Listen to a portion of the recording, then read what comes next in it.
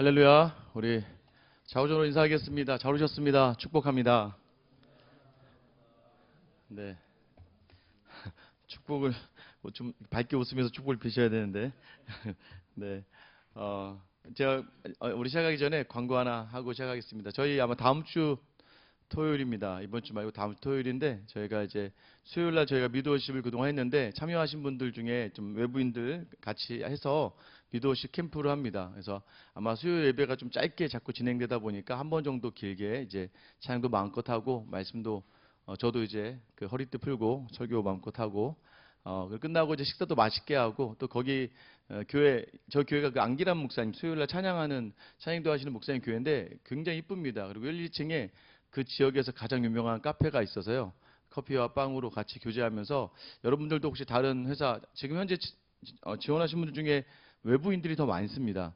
그래서 한번 다른 수요일날 오시는 분들과 교제하기 원하시는 분들은 이거 카메라로 저거 QR코드 찍으시면 바로 신청이 가능합니다. 그리고 아마 오늘 공지를 또 따로 한번 올려드릴게요. 그래서 여러분들이 참여하셔서 다음 토요일 뭐 특별히 준비하실 건 없고요. 찬양하고 예배드릴 마음과 넉넉한 마음으로 나오시면 하루 열심히 우리가 예배하고 교제하다가 돌아가는 시간 되도록 하겠습니다. 한번 여러분들 기도해 주시고 참여해 주시면 좋을 것 같아요. 오늘 말씀을 나누도록 하겠습니다. 여러분 이 사진 기억나시나요? 브라질 올림픽에서 그죠? 에페 결승입니다. 14대 10으로 지고 있었어요. 이제 한 번만 딱 찔리면 끝나는 겁니다. 근데 그때 이제 우리 박상영 선수라고 하죠. 잘 계속 되뇌이는 거죠.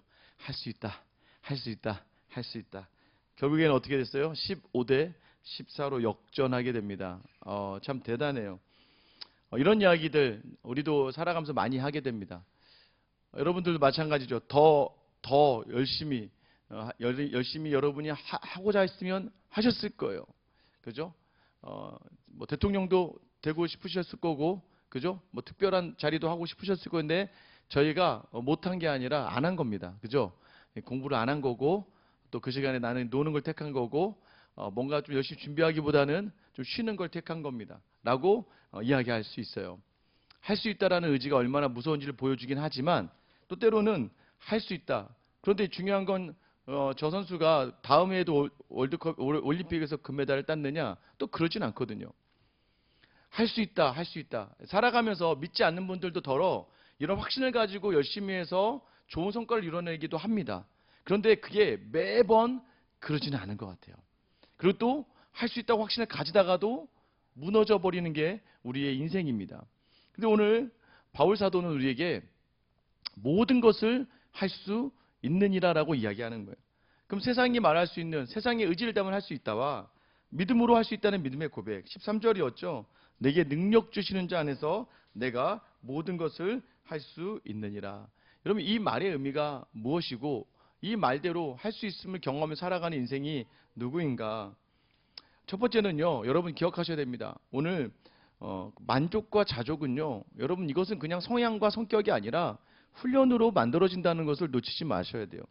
10절에 바울이 이렇게 고백해요. 내가 주 안에서 크게 기뻐함은 너희가 나를 생각하던 것이 이제 다시 싹이 나이니 너희가 또한 이를 위하여 생각은 하였으나 기회가 없었느니라.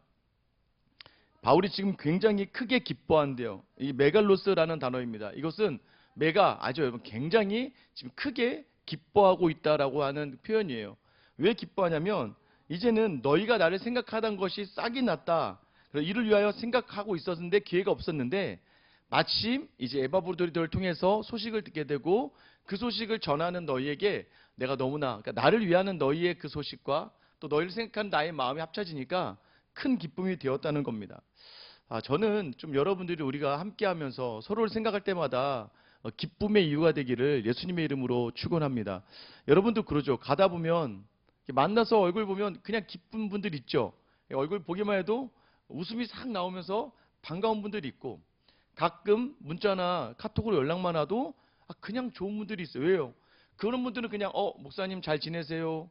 이런 문자 하나가 얼마나 그냥 큰 기쁨과 감사가 되고 또 즐거움이 되는지 몰라요. 보람도 되고. 저는 여러분들이 이런 보람을 누릴 수 있는 그런 자리 서는 것. 오늘 바울은요. 그런 자리에 있는 자기 자신을 이렇게 고백합니다. 우리 11절 말씀 한번 같이 읽어볼게요. 시작. 내가 궁핍함으로 말하는 것이 아니니라. 어떠한 형편이든지 나는 자족하기를 배웠노니. 자, 배우다라고 얘기해요. 여기서 배우다라는 단어는요, 이것은 경험하는 거죠. 그러니까 뭘 자족하기를 배웠대요. 자족이라는 게 뭐예요?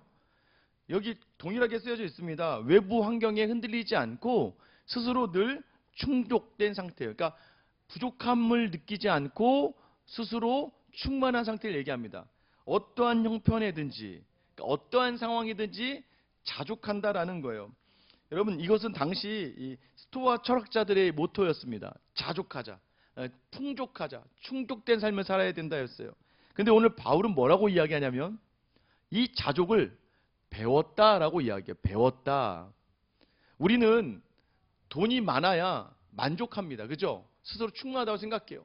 내가 완전 건강해야 충분하다고 생각해요. 그러니까 우리는 무언가가 내 손에 소유적으로 주어져야 나는 그것으로 채워졌다고 생각을 한단 말이에요.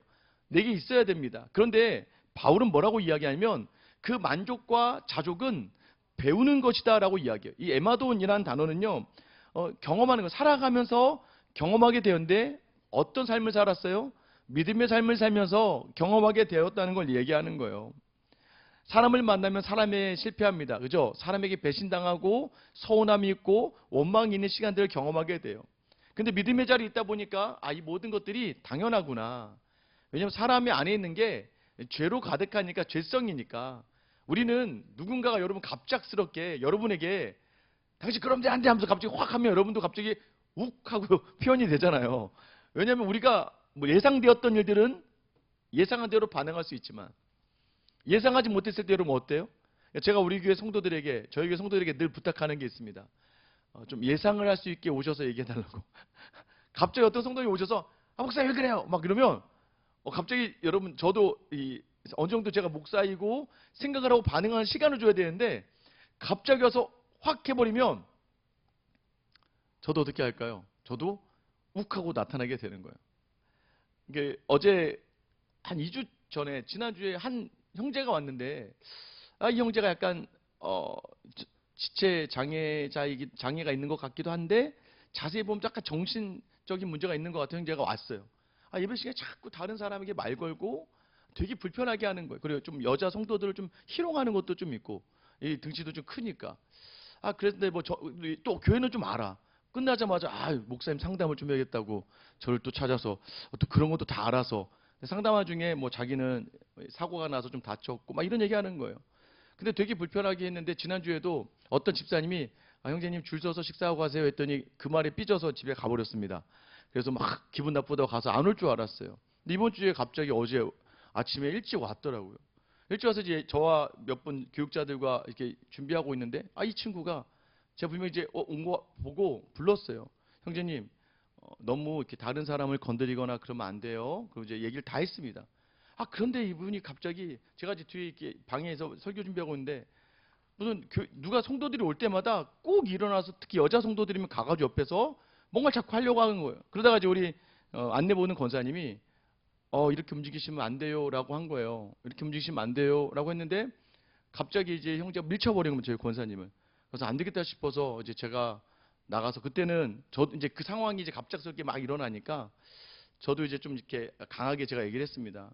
여기 앉아 있어요. 여기 앉아 있을 거면 있고 아니면 집에 가라라고 했더니 뭐 저를 막 이제 막 째려보기 시작하면서 막 이러는 거예요. 근데 제가 감사하게 제가 사람 별로 무서워하지는 않습니다. 그래서 제가 그 친구한테 어디서 그런 눈으로 저를 바라보세요. 그런 눈으로 볼 거면 집에 빨리 가요. 근데 안 간다는 건데 감사하게 제가 그 엄마 번호를 받아놓은 게 있었거든요. 전주에 전화하려고 했더니 이 형제 갑자기 제가 뒤에 와서 전화하려고 했는데 갑자기 막 우와 하면서 갑자기 일어나서 저에게 막 덤벼드는 거예요. 순간적으로 예전 같았으면 제가 피하고 원투인데 제가 목사로서 그럴 수 없기 때문에 잠재 서 있어서 다행히 감사하게 형제가 와서 제 앞에 주저앉아서 막 앞에 치면서 막 하는 거예요. 순간적인 그 당황함이 좀 있었습니다. 근데 좀 그 순간적으로 저도 좀 심하게, 그러니까 좀 강하게 얘기는 했어요. 여러분 그 상황이 저도 그래서 그 예배 갔는데 그 친구를 그리고 바로 이제 경찰을 신고해요. 왜냐면 막 자해를 했어요. 막 자기 몸 막 피가 나고 막 뭐 머리를 박고 막 이래가지고는 어쩔 수 없이 경찰을 불러서 저희 일부 예배가 좀 많이 지연됐습니다. 그러면서 올라가니까 저도 마음이 많이 불편한 거예요, 여러분. 불편하고 힘든 겁니다. 근데 여러분 생각해 보세요. 우리가 모든 일들을 할 때마다 우리가 준비는 한다고 하지만 우리가 충분하고 준비되고 뭐가 있을 때 가능하지, 갑작스럽게 닥쳐지는 환경과 상황 속에서는 우리가 우리의 평정심을 유지하거나 우리의 여유를 가지고 있기가 되게 쉽지 않아요. 여러분 우리는 자꾸 생각합니다. 자족은 뭐가 있어야 된다. 여러분 그러지 않아요. 그럼 만약에 여러분에게 그럴 능력이 있다면 어떻게 할까요? 제가 우리 로고스넷을 보다가 갑자기 그 칼럼 하나, 우리 이번에 이현정 변호사님이 쓴 칼럼이 있더라고요. 요즘 영화 스파이더맨 영화를 가지고 해서 칼럼 하나 쓰셨어요. 제가 그 문구를 좀 가지고 왔는데 이렇게 적혀 있더라고요. 큰 힘에는 큰 책임이 따른다. 스파이더맨을 상징하는 이 문장은 그가 가진 능력보다 그 능력을 인해 짊어져야 하는 의무를 강조한다. 피터 파커는 강한 힘을 얻지만 그 힘으로 행복해지는 영웅은 아니다.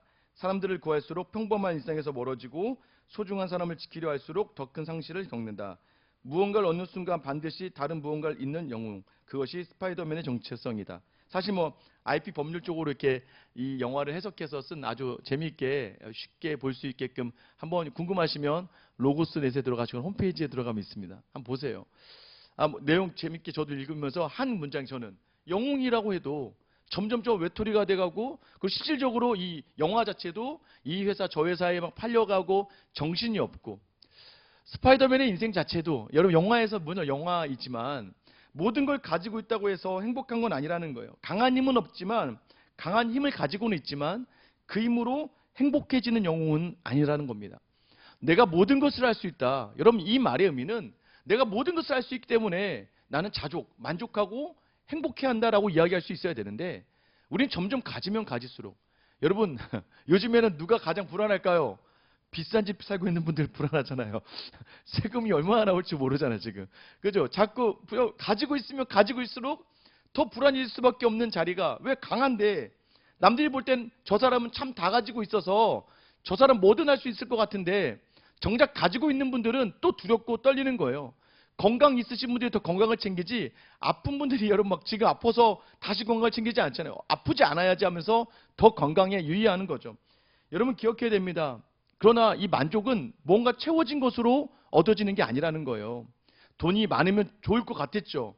연봉 이만큼 올라왔을 때 되게 좋으셨죠. 그거 몇 개월 지나니까 안 기쁘시죠 이제. 올라봐야지 알지 뭐 이렇게 얘기하시면 제가 할 말은 없는데, 그죠? 여러분 그래서 이 자족이라는 건 배우는 겁니다. 특별히 누구에게요? 12절에 바울이 다시 한번 강조합니다. 같이 한번 읽어볼게요. 시작. 나는 비천에 처할 줄도 알고 풍부에 처할 줄도 알아. 모든 일 곧 배부름과 배고픔과 풍부와 궁핍에도 처할 줄 아는 일체의 비결을 배웠노라. 여기서 또 배웠노라라고 이야기합니다. 여기서 배웠노라는 앞에서 배웠노라, 그 에마돈이란 달라요. 여기는 뮤에오라는 단어입니다. 이거는 전수 받았다.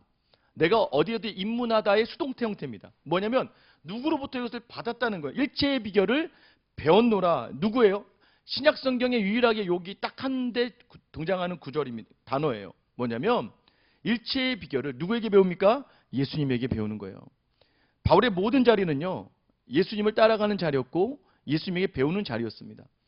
궁핍하든지 풍부하든지 배고프든지 배가 부르든지 간에 나는 항상 만족, 감사하고 기뻐하고 즐거워하는 것을 누구를 통해서요? 예수를 통해 배운다는 거예요. 여러분 그래서 우리가 예수를 믿는 가장 큰 이유는 그 예수를 통하면 모든 자리를 감사와 만족과 기쁨으로 결과낼 수 있기 때문이라는 것을 놓치지 않게 되기를 축원합니다. 이 자녀분 두신, 예전에 교회인데 자녀분 두신 집사님이 오셔서 막 집에 나올 때마다 딸내미를 보면서 욕이 나온다는 거예요. 교회 데리고 나려고 해도 막 교회도 안 나오고 막 내가 종교에 자유 있는 나라인데 왜 그래 하면서 막 자꾸 막 핀잔을 주고 아빠하고 막 싸우고 막 아침부터 막 힘들어서 부르르 떨면서 너 용돈 안 줄 거야 막 강압적으로 해가지고 이제 교회 데리고 나오고, 또 막 공부도 안 하는 거 맨날 탱자탱자 누워 있는 것 같고 아빠는 열심히 사는데, 그러니까 정말 화가 나는 거예요. 부부슨 모임을 하는데 제 앞에서 막 딸에 대해서 얘기를 하시는 거예요. 제가 그 집사님이 이렇게 물어봤거든요. 집사님, 따님이 혹시 마약하세요? 아니 마약 안 하는데요. 밤마다 나이트클럽을 다니나요? 아니요, 그러지 않아요. 남자 관계가 되게 문란한가요? 아니, 그러지 않대요. 착하네. 여러분 어디에 기준을 두냐의 차이 아니겠습니까? 지금 제가 청소년 사역, 청년 사역을 하다 보니까 굉장히 어렵고 힘든 지체들도 많은데 어디에 기준을 두느냐의 차이일 뿐이죠. 그러나 정작 중요한 건 뭐예요? 그래도 그 딸을 하나님이 내게 주셨고 내 자녀라면 예수님이 원하는 것이 무엇일지를 한번 담아서 바라보세요. 그다음부터 이 집사님이 너무 놀라운 게 이 집사님이 아내가 그렇게 얘기할 때는 안 들었는데 제가 그 말을 전하고 나서 갑자기 딸이 그래요. 쟤는 그래도 마약은 안 하잖아. 그래, 쟤는 그래도 나이트클럽은 안 가네. 쟤는 그 남자 관계가 물란하지는 않네. 자꾸 그렇게 바라보다 보니까 교회 안 나갈 때도 아빠 교회 갈게. 아빠 너 교회 갔으면 좋겠는데 아빠는 교회 가서 너 위해서 기도할게. 넌 그냥 집에 쉬어. 그러고 그냥 가게 되는 거예요. 여러분 시간이 흘렀습니다. 근데 어느 날 이 아이가 갑자기 아빠 나도 같이 가라고 이야기한대요. 너무 좋았대요. 자기 입으로 자기가 가자고 하니까. 그리고 어느 날부터 이 아이가 대학교를 이제 원하는 대학교는 가지 못했는데 갑자기 이 아이가 열심히 공부하기 시작하더라는 거예요. 어느 날부터. 아빠가 한 거라고는 인정해주고 존중해주고 그냥 칭찬해주고 배려해주고. 왜요? 예수님 때문에. 예수를 닮고 예수의 눈으로 예수님 어떻게 무엇을 원하실까? 그것 하나만으로도 이 아이가 달라지는 거죠. 여러분 우리가 만족하고 자족하지 못한 이유가 무엇입니까? 배우지 못했기 때문입니다. 예수를 배워야 되고 믿음을 배워야 되는데 자꾸 세상을 배우니까 세상과 자연스럽게 비교하게 되고 비교하다 보니까 자연스럽게 시기하게 되고 시기하다 보니까 점점 내 안에 악이 가득하게 되고 악에 받쳐 살아가는 거예요. 여러분 저는 여러분들이 다시 한번 오늘 이 시간에 이제 하반기 시작하잖아요. 시작하는 이 시점에서 여러분들의 믿음의 자리, 여러분 만족의 자리를 어디로부터 찾고 있는가? 다시 예수님이 내게 주신 자리, 가장 귀한 것, 그 자리를 놓치지 않는 여러분 되시길 예수님의 이름으로 축원합니다. 여러분 그런데 중요한 건 그래서 우리가 배우는 거예요. 근데 자족을 배웠습니다. 근데 중요한 건 그래서 할 수 있는 거예요. 근데 할 수 있는데 어떻게 할 수 있습니까? 우리 13절 같이 한번 읽어볼게요. 시작. 내게 능력 주시는 자 안에서 내가 모든 것을 할 수 있느니라. 여러분 여기에서 모든 것이 뭐냐면 풍부함이나 궁핍함이나 배부름이나 배고픔이나 이런 모든 것들을 할 수 있다는 게 뭐예요? 감당할 수 있고 이것들로 내가 흔들리지 않는다는 걸 이야기하는 거죠. 중요한 건 그 능력은 내게 주어지는 게 아니라 스스로 얻는 게 아니라 능력 주시는 자 안에서 힘을 누가 주었다는 거예요. 힘을 주시는 분 안에서 이게 가능하다고 이야기합니다. 세상 사람들은요, 그래서 자기 의지로 많이 살아가요. 그런데 여러분, 한계가 있다는 걸 어느 선에서는 반드시 경험합니다. 알게 됩니다. 돈으로 살아본 분들은 돈의 한계를 알게, 어느 날 확 돈에 무너질 때가 있어요. 자녀를 붙들고 살아가는 사람은 자녀에 무너질 때가 있습니다. 내 능력을 믿고 살아가는 분들이 무너질 때, 제가 보니까 그러더라고요. 제가 보니까 여러분, 내가 자신 있던 일에 확 무너졌을 때 삶의 자리가 완전 꺾여버리더라고요. 그래서 종종 실패도 경험해야 되고, 그러니까 저 아이들도 마찬가지입니다, 여러분. 아이들 때로는 학교 안에서 좀 왕따도 경험해 봐야 돼요. 그래, 왕따 당한 아이의 마음도 알고, 또 때로는 불공평함도 경험해 봐야 돼요. 물론 그걸 강제적으로 주면 안 되겠지만 때로는 그런 시간들이 이 아이에게 필요하다면 이 아이에게 그 시간을 감당할 수 있도록 여러분은 옆에서 바라봐 줘야지. 뭐 뉴스 보니까 막 엄마가 막 학교 찾아가서 그 친구 잡아 때렸다 그러더라고요. 보니까 자기 아이를 괴롭힌 그 친구 쫓아가서 막 멱살을 잡고 흔들고 막 옆에 할머니까지 같이 와서 그 아이 붙들고 막 그러더라고요. 여러분 그러면 그 아이의 인생의 자리가 다 어머니가 메워주고 부모가 메워주는 자리가 될 뿐이잖아요. 제가 그걸 터득했습니다. 저희 첫째 아이가 1학년 때 학교에 갔는데 첫째의 특징이 뭐예요, 여러분? 동생들이 많다 보니까 규칙을 잘 지켜요. 왜냐면 부모님이 야, 너 그 애들 봐. 근데 이 아이가 학교 가보니까 정말 선생님이 정해준 규칙이 있는데 애들이 다 어기잖아요. 그럼 어떻게 하겠어요? 가서 얘기해야죠, 선생님한테. 선생님 누가 어겼고. 그러다 보니까 갑자기 남자애들이 저희 딸아이를 되게 막 미워하게 된 거예요. 근데 어느 날 이 남자애들이 저희 아이를 때린 거예요. 둘러서서 남자애들이 이 아이를 때렸습니다. 그래서 막 모욕을 주고 막 이 아이들이 여자아이를 때린 거예요. 저는 몰랐는데 밤에 이 아이가 갑자기 막 울면서 아빠 막 우는 거예요. 힘들다고. 왜? 그랬더니 오늘 친구들이 나를 때렸대요. 남자애들이 자기를 때렸대요. 여러분 그 얘기를 듣는 순간 목 사고 목 없어요. 그때는 막 피가 솟구치는 거예요. 만약 그때가 낮이었다면 저는 학교를 뛰어갔을 거예요. 저희 집에서 학교가 50m도 안 됐거든요. 근데 그날 밤이라서 그래서 제가 아이를 달래주고 기다려 현서야. 아빠가 내일 가서 다 해결해 줄게. 걱정하지 마. 근데 아이의 말 한마디가 이거였습니다. 아빠 그렇게 하지 마. 안 왔으면 좋겠어. 아니 무슨 소리야. 아빠 갈게. 아니야 오지 마. 안 왔으면 좋겠어. 1학년짜리가 그런데 이제 근데 다음날 학교 끝나고 제가 좀 이 아이를 좀 달래려고 놀이터를 데리고 갔어요. 놀이터를 데리고 가서 놀고 있는데 갑자기 어떤 아이들 놀고 있는데 저희 아이가 놀고 싶은 거예요. 그러니까 그좀 모르는 아이들인데 뭐 야 너도 할래? 그러니까 저희 아이가 하고 싶잖아요. 그러니까 할 거야. 근데 갑자기 너 술래 그러더니 전부 다 위로 올라가더라고요, 애들이. 근데 아이들이요 거의 내가 해도 손이 안 닿는데 1학년짜리 아이가 손이 닿겠습니까? 그런데 이 아이들이 자꾸 막 놀리는 거에서 갑자기 그거 보니까 더 화가 나는 거 어제부터 이어져서. 그래서 제가 이따가 현수 아빠 집에 가자. 아이스크림 사줄게 집에 가자. 근데 가기 싫다는 거예요. 아이 집에 가자고. 근데 갑자기 이 아이가 어떻게 하다가 어떤 아이를 탁 터치한 겁니다. 딱 터치하고 나서 저를 바라보면서 봐봐 나 할 수 있잖아 하면서 그 위를 딱 올라가는 그 모습을 제가 아직도 기억하고 있습니다. 아 때로는 불공평함도 필요한 거고 살아가다 보면 억울함도 있어야 되고 근데 그 시간들을 이겨내느냐 그 시간에 무너지느냐의 차이인 것 같더라고요. 근데 여러분 이 모든 것들을 우리에게 능히 감당하게 하실 리가 예수님이다라고 이야기하는 거예요. 우리 때로는 억울함과 분한 가운데 살아갑니다. 근데 오늘 본문을 보면 그리스도로 충만한 사람은 그리스도가 주신 능력으로 그 자리를 감당할 수 있다는 거예요. 여러분 믿으십니까? 이걸 알아야 기독교의 참 맛대로 살아가는 겁니다. 여러분 예수를 믿는다는 건요. 예수로 말미암아 힘을 얻는다는 건 무엇을 의미할까요? 바울은 승리만을 말하지 않습니다. 패배를 통과하는 힘이 예수 안에 있다는 거예요. 왜? 뜻이 있겠지. 좌절이 있고 어려움이 있을 때 여러분 그것이 여러분에게 꼭 인생의 가장 큰 상처로만 남았습니까? 아니잖아요. 그 아픔의 자리가 상처의 자리가 여러분을 성공의 자양분과 디딤돌이 되게 할 그런 일들도 굉장히 많지 않습니까? 여러분 바울은요. 풍부해질 힘만 있는 것이 아니라 궁핍해도 신실하게 설 힘이 있다는 것을 예수를 통해 받는다는 걸 얘기하는 거예요. 인정받을 힘만 있는 게 아니라 낮아져도 무너지지 않는 힘을 주님이 주신다는 것을 오늘 본문이 이야기하는 겁니다.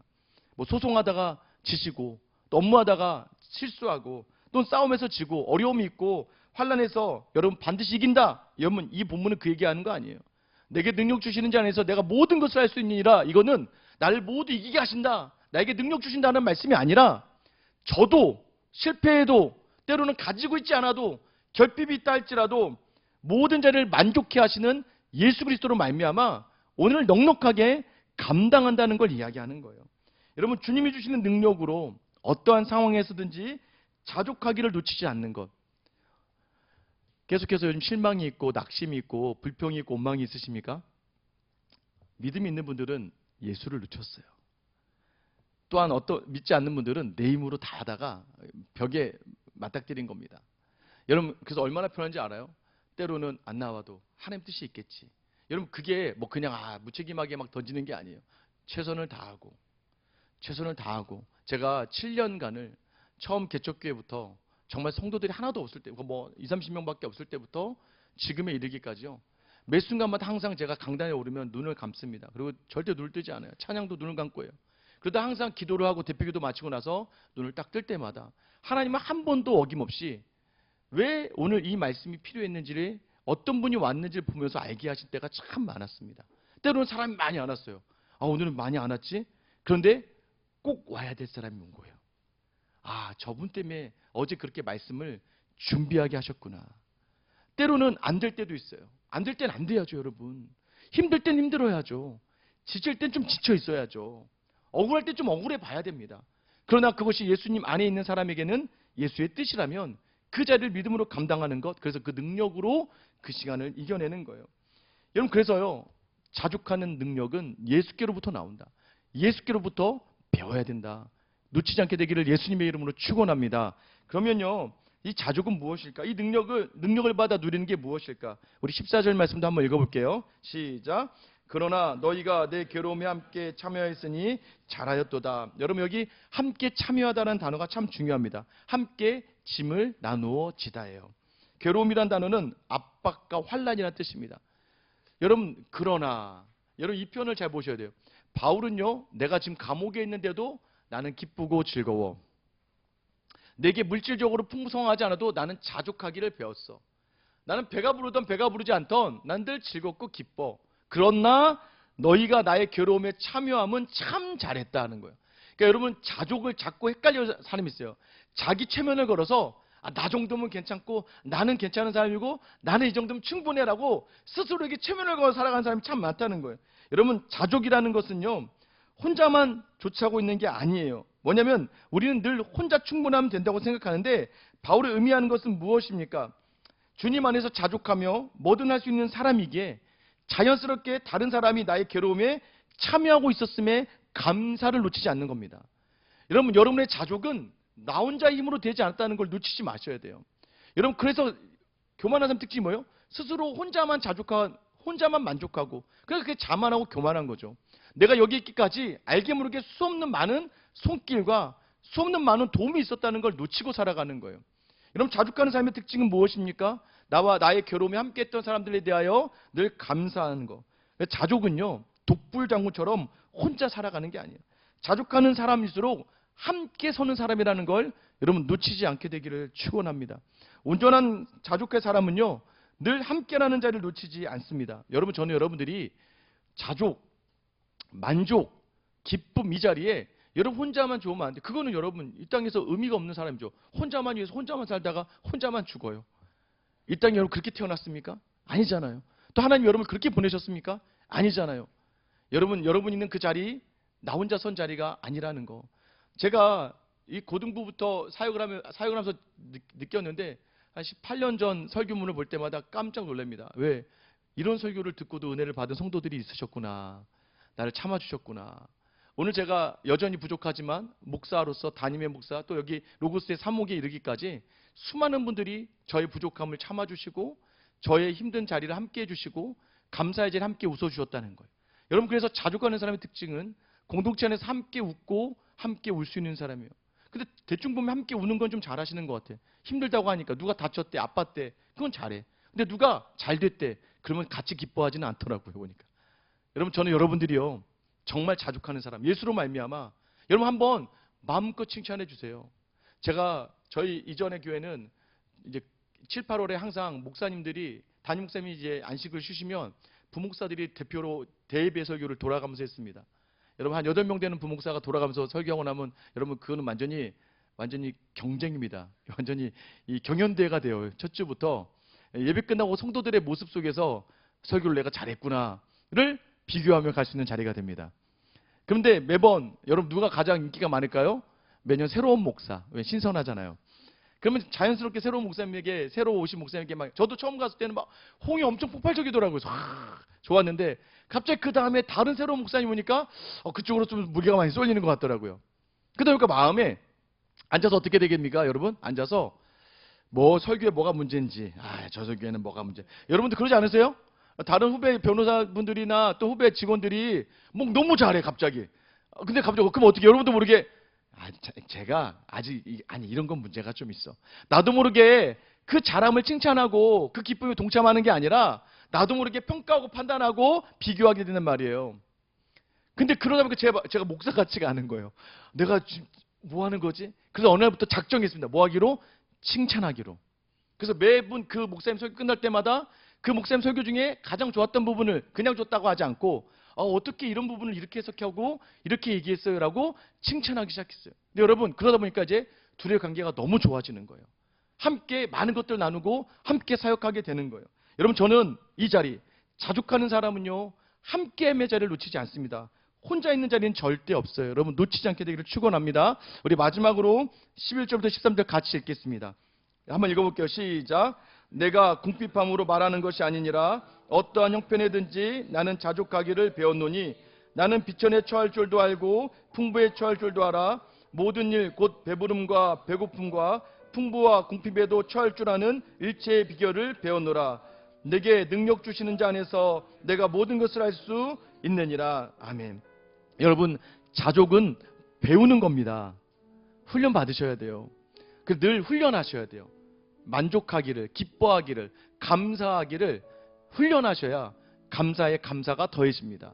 여러분, 그리고 이것은요 예수로부터, 능력을 주시는 분으로부터 함께 가야 됩니다. 그때 모든 것, 자족을 할 수 있는 거예요. 그리고 이런 사람 특징은요 함께함이에요. 그래서 믿음으로 자족하는 사람은 혼자 가는 자리가 아닙니다. 늘 함께하는 자리에서 또 도움을 받아요.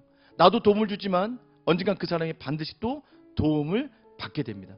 너무나 좋은 동료, 우리가 동료 아닙니까? 코워커, 함께 일하는, 함께 뭔가를 만들어가는 사람들 아닙니까?